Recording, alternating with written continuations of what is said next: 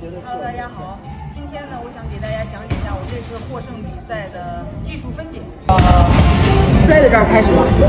因为我知道他会抱单腿，他抱单腿的时候一般会这样，拿到这个位置以后，正好他会把他的手给到我的腿这儿，我正好可以顺势加入他的腿。这个时候我要这个位置。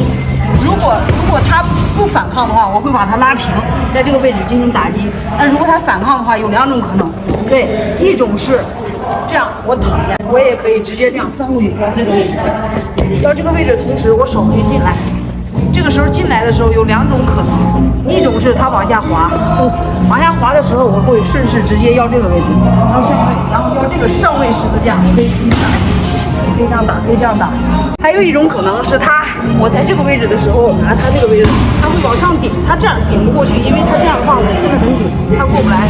他顶。还有一种可能是他往后走，往后走的这个时候，拿他的重心压在我身上，这个时候我的身体直接要这个，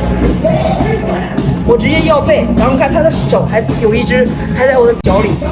这时候我还是裸脚。在比赛的时候，我做这个基础的时候，我已经想好了后面的